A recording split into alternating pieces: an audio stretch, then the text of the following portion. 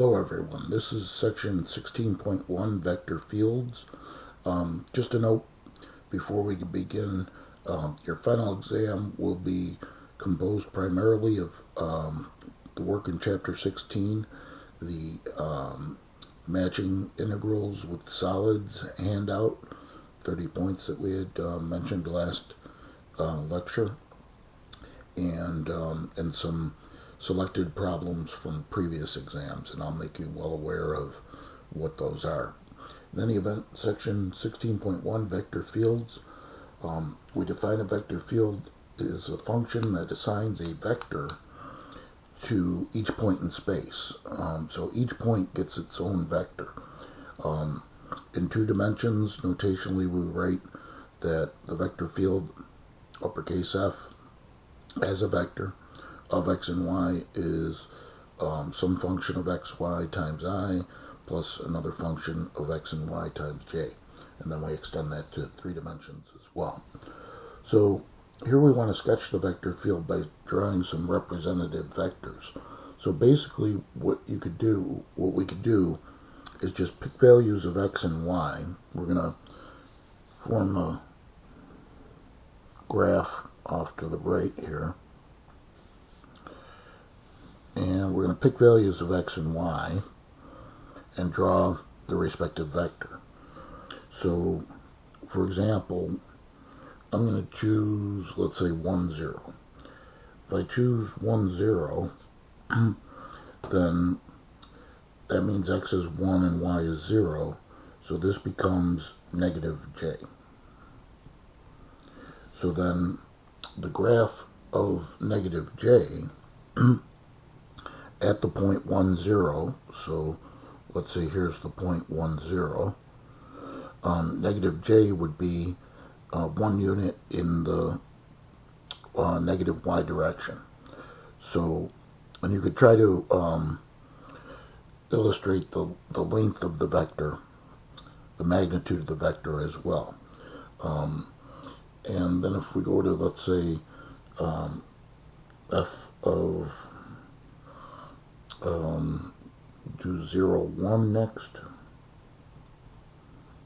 Okay, that means x is 0, y is 1, so that would be 1i or just I. So at the point 0 and 1, so let's say this is the point 0 and 1 right here, it'd be a vector of magnitude 1 in the I direction, so the positive x direction. So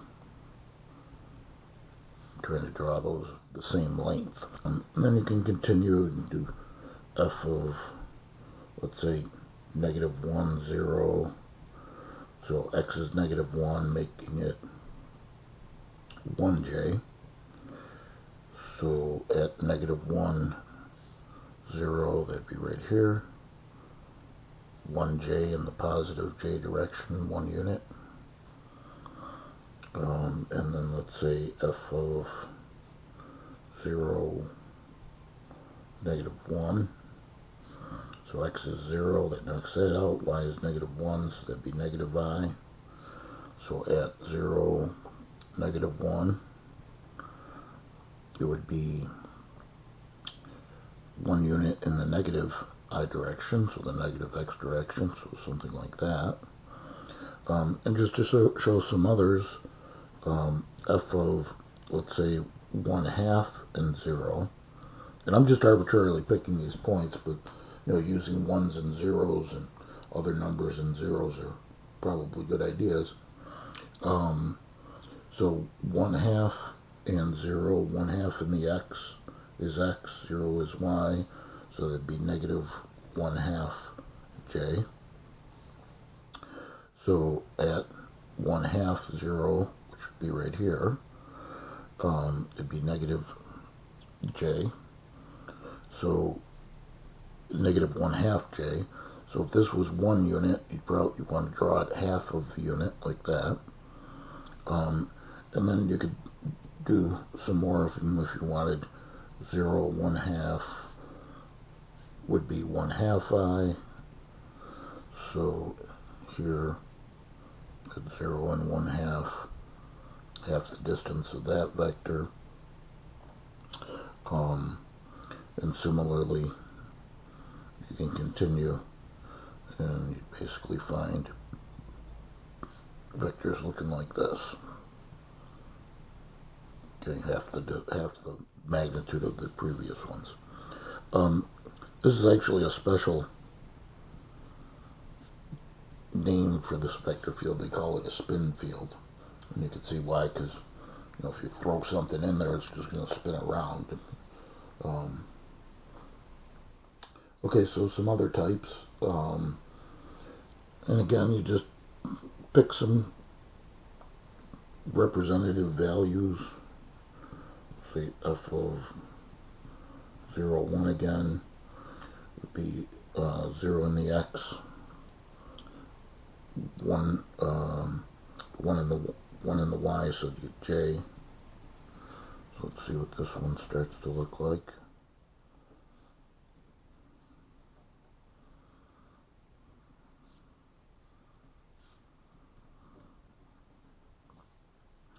So 0 in the x, 1 in the y, that would be up here. We get 1 in the j, so 1 unit in the positive y direction. So let's see. Actually, let me move that point down a moment.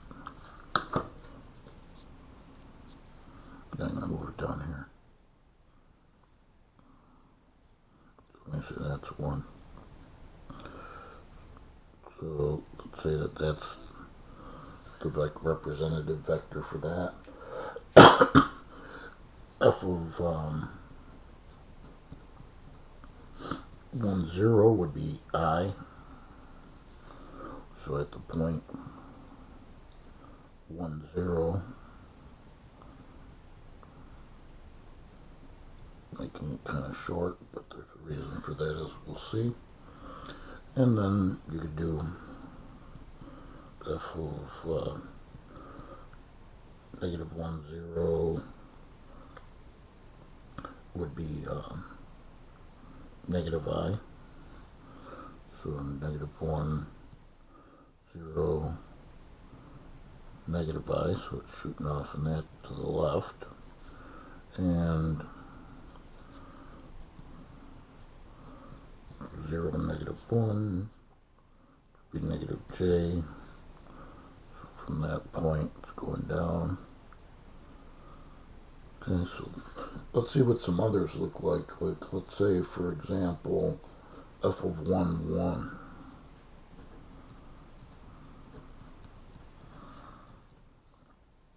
So that would be I plus j. Okay, so if we calculated the magnitude of that, alright, so at 1, 1, which is right here, it's I plus j. If we calculated the magnitude, it would be the square root of 2. So about 1.5 times of what I chose for the length of the other one. And then let me just pick some other ones in the first quadrant here, and then there'll be similar situations in the other quadrants. Like, for example, let's say f of 1, 2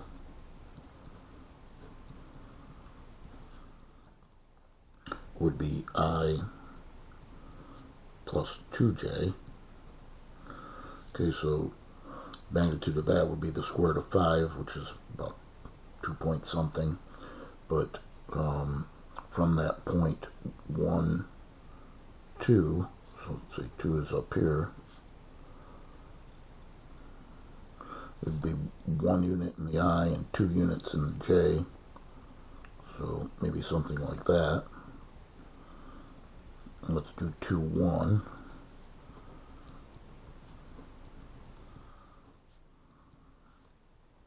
So that would be 2i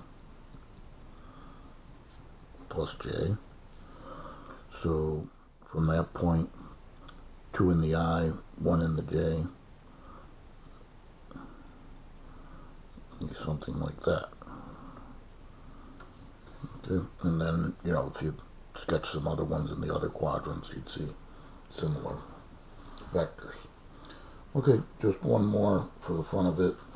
Probably not going to have you do this on an exam, but just to be sure we get through with the homework. See, for some reason I'm going to start with f of 1, 1 here, negative I plus 2j.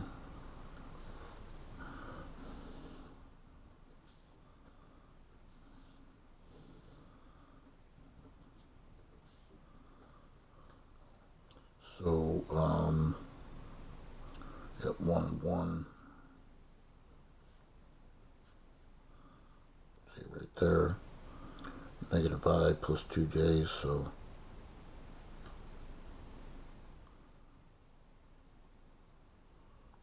something like,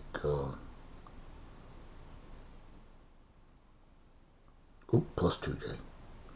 So I was going negative I, but I want plus 2j. So something like that.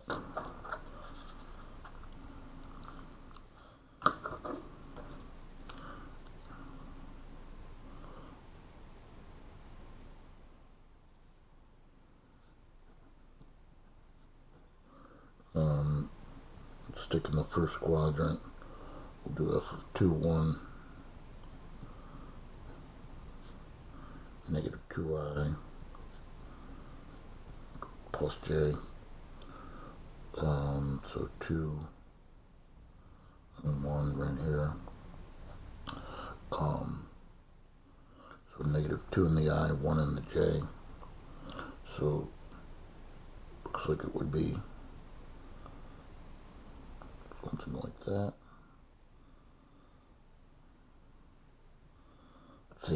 Same magnitude as the previous. And you could pick a variety of points. Let's say f of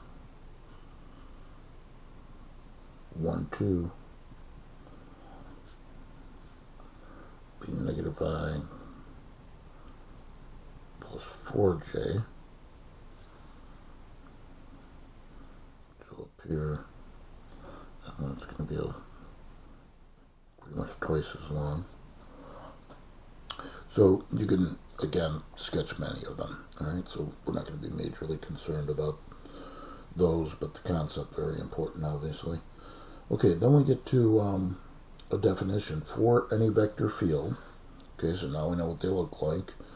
We define the divergence, and it's just the partial of the function f plus the partial of the function g plus the partial of the function h with respect to x, y, and z respectively. So f goes with I, which is with respect to x. G goes with j, which is with respect to y, and h goes with k, which is with respect to z. So that's easy to remember. And then we define the curl, and you see this obnoxious looking formula for the curl. But there's an easy way to remember the curl. The curl of the function f in determinant form, so the curl of the vector field f, can be determined, that formula can be realized by a 3x3 determinant, where we label the first row as I, j, and k. The second row, now these don't represent numbers, this represents the partial with respect to x, and the partial with respect to y, and the partial with respect to z respectively. And then we have, for our third row, the functions f, g, and h. And remember, to calculate a 3x3 determinant, we recopy the first row, so I partial with respect to x, f, and the second row recopy, j partial with respect to y, g, and then we take the products of the diagonals.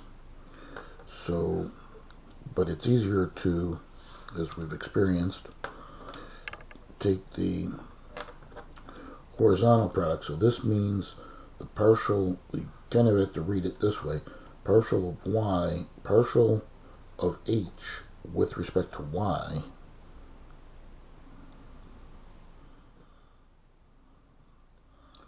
and then minus, the minus I diagonal is this one here, which would be the partial of g with respect to z, and then that times I. So remember the way we calculate, the easy way to calculate these are to do the group the i's and the j's and the k's together. So see how that gives you that part of the formula. For the second part, the j diagonal, partial of f with respect to z,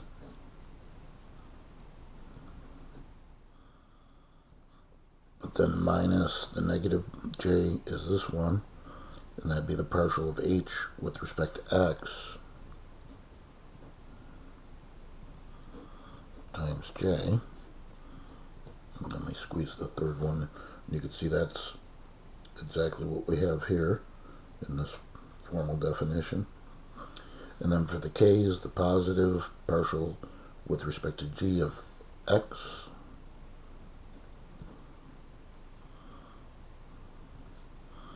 and then for the minus k, this diagonal partial with respect to f,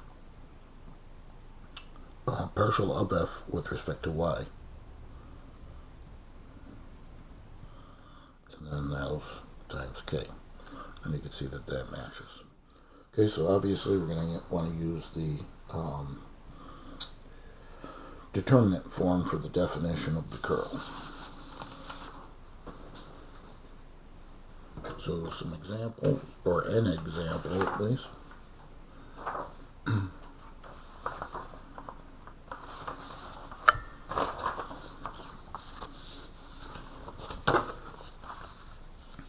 So here we want to find the divergence of f and the curl of f.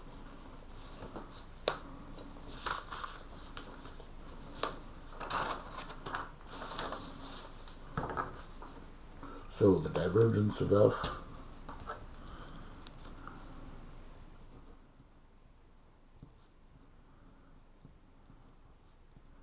if you look back at the formulas, it was just the partial of f with respect to x plus the partial of g with respect to y plus the partial of h with respect to g, where basically this is our f is the function in front of the I, g is the function in front of j, and h is the function in front of k. So taking the partial of x squared with respect to x, we get 2x. Okay, and you don't carry along the i's, j's, or k's. You just simply take the partials of the functions that are their coefficients. So 2x, and then the partial of g with respect to y.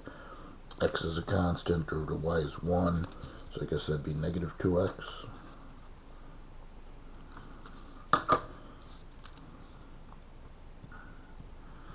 And then the partial of h with respect to z. I'm sorry, I have a little g here for some reason.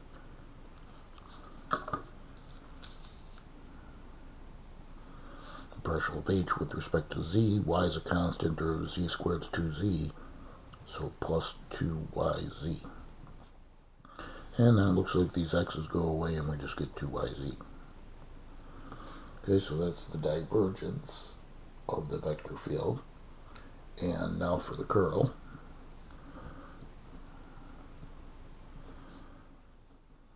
Of this vector field f.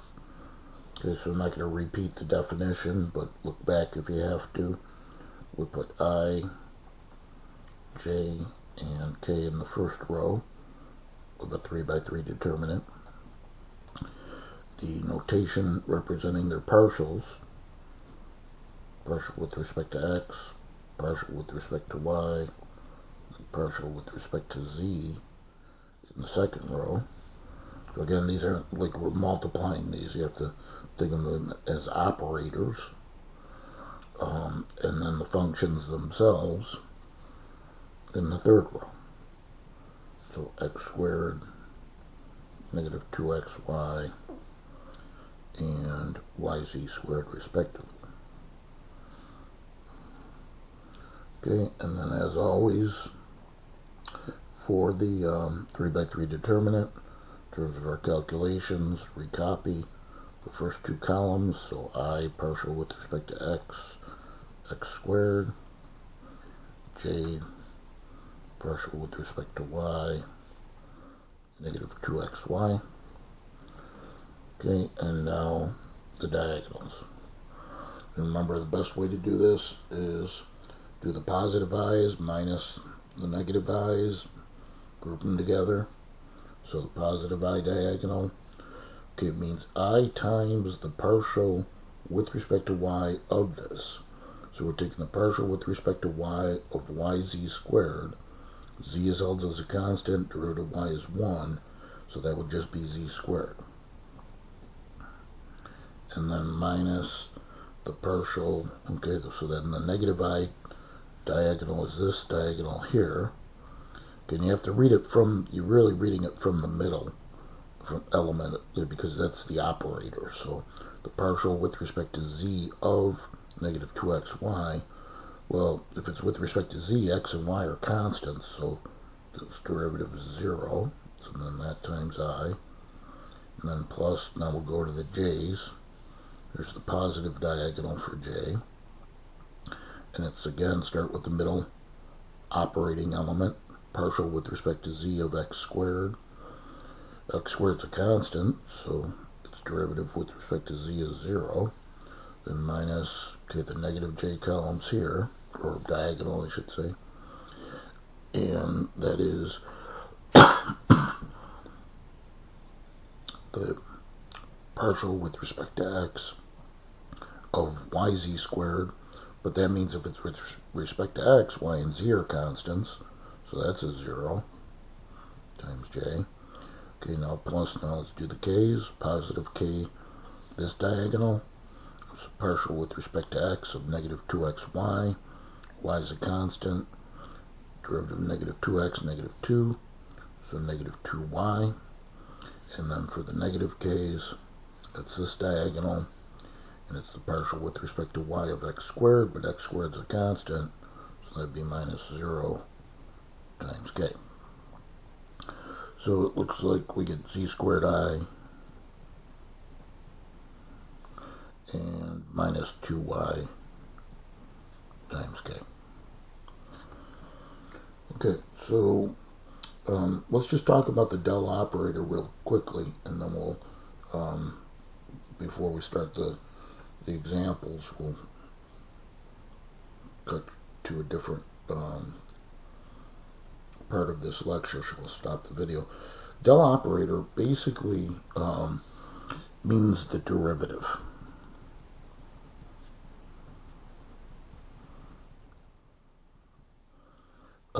Notice how it just says the partial with respect to x. There's no function in partial with respect to y. There's no function. And same thing with z. There's no function there.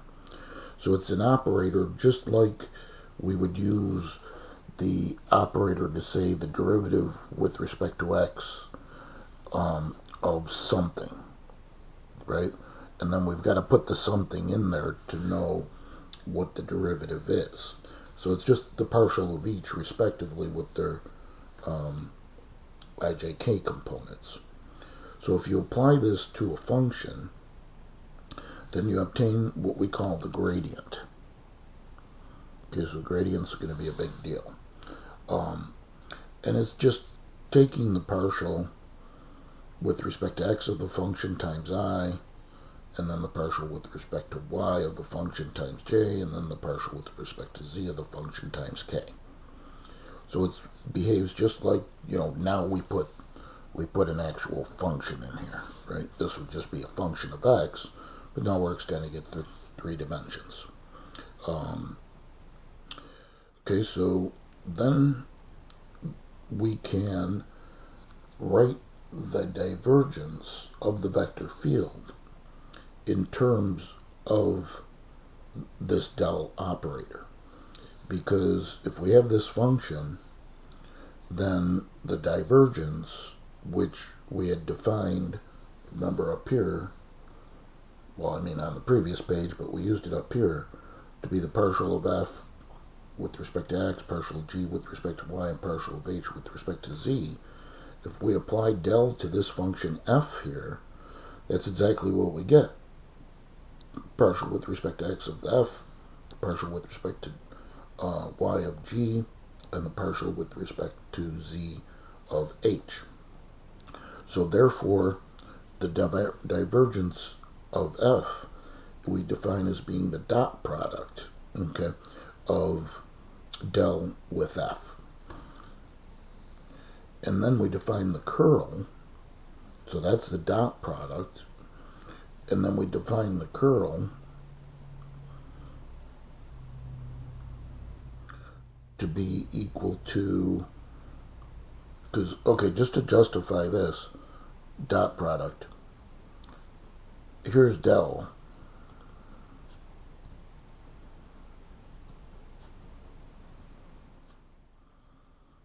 This was something I didn't think of doing until now, so I'm all excited, and I'm sure you can tell. Dotted with the vector field, let me just say fi plus gj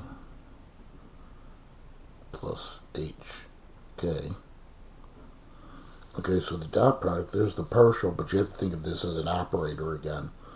Partial of f, so I dot I, right? J dot j, k dot k, those are what stays, everything goes away. So there's the partial with respect to f of x, partial with respect to y of g, and then the partial with respect to z of h. Okay, so that's how we define that to be as a dot product. And then the curl becomes the cross product, and that would be the ijk set up as a 3x3 determinant with the partial. Okay, so that's the cross product. Remember, we defined as a 3x3 determinant. Del's the second row, ijk always the first row, del would be the second row,